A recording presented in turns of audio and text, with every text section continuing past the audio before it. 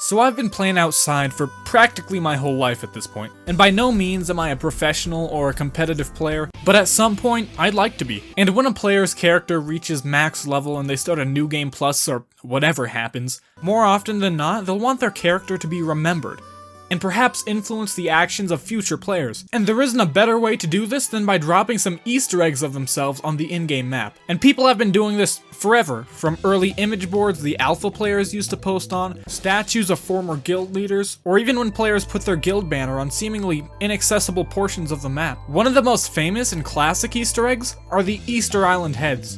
I mean, come on, it's literally named Easter Island.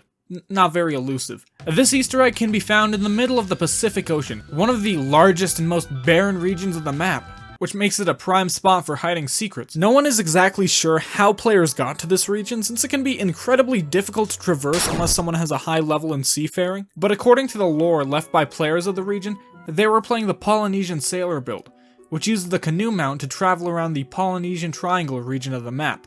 These players use the position of the skybox and behavior of bird AIs to determine where they were on the in-game map, since, the map wasn't added until way later. Anyway, so their guild leader got pretty salty after losing 3 times while PvPing a neighboring guild, so he just decided to swap servers. Apparently the dev sent him a DM with the location of a new server while he was playing the Dream minigame, so he and his guild swapped that server so they wouldn't have to deal with any griefers. Only issue was that it was a private server, and all other players were too far away. So they spent a lot of time leveling up their stonemasonry skill, and it became a meme on the server to build these stone heads of past guild leaders. The Easter egg was eventually found by some European players, following the Age of Discovery questline. Funnily enough, they were also looking for another Easter egg called Terra Australis, which seemed to be some kind of private server or another game way south of the map.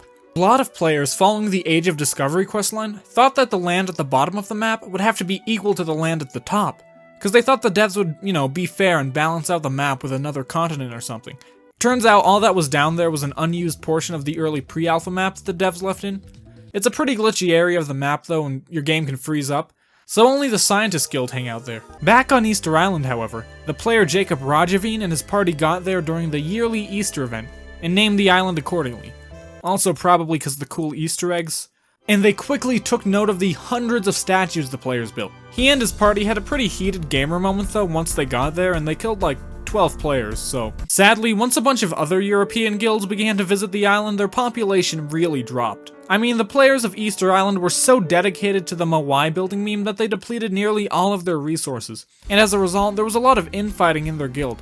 However, they were on an island, so perhaps they were playtesting a new Battle Royale game mode and lost a lot of the population as a result. Nearly all of the Moai were griefed as well, possibly during the aforementioned Battle Royale events. Although other players have restored them, so if you want to go see them, you could just go fast travel over there. But they're definitely not as cool now as they were before they got griefed. Still an interesting Easter egg though. And even though the Age of Discovery questline and New World update were added around the 1500 AD update, the devs added teasers for them way before. I mentioned in a previous video that the beta testers for the New World expansion gained access through a backdoor hack found within the northern region of the map, but European players were also able to demo the expansion as far back as the 1000 AD update. These players were from the Viking Guild and did so through the Vinland Easter egg. Similar to players using the Polynesian sailor build, they also did a lot of exploring and ocean navigation. From this, they found the Iceland servers, and then the Greenland servers. However, they never stayed on the Greenland server due to the region's high difficulty. That was until the player Erik the Red temporarily got banned from his guild for RDMing, so he went to the Greenland server. Eventually, he started his own successful colony on the new server. One player who tried to join the Greenland server to see his father accidentally joined a private server that none of the Viking players knew about. However, he never stopped to explore it. The son of Erik the Red, Leif Erikson, heard about this possible Easter egg, so he set sail in that direction to see if he was being trolled or not. And it turned out, yeah, by sailing west of Greenland, he gained access to the beta for the New World questline. While exploring this newfound Easter egg, he named the area Vinland due to its abundance of grapes and vines. The difficulty of the region was too high for the Vikings though, and they didn't get along with the beta players, so they were kind of toxic to each other. And as a result, the Vikings went back to playing on their old servers. It wasn't until Columbus started the New World questline that the expansion was out of beta and released to all other players. But the Vikings were still the first European players to test out the expansion. Another classic Easter egg is the Nazca lines. This one was made by some beta players for the New World expansion. Players in this expansion generally left a lot of cool things for later players to find. A lot of them maxed out their bricklaying skills, built cool temples, their own minigames, and then players of the Olmec Guild predicted the Moai meme as far back as the 900 BC update. The thing about the Nazca lines though is that no one knows why players put them there. They were big sprays that were left in the Nazca desert server, and they come in a bunch of differing designs and varieties. In fact, they're big enough that players couldn't really observe them until the airplane update, which allowed them to view the sprays from high in the air. Some players think that the Nazca Guild put these here to try and contact the devs. By making them so big, they could only be seen from high up, and they thought that the devs would be able to see them because of this. They could also just be support tickets to the devs, asking them for more water.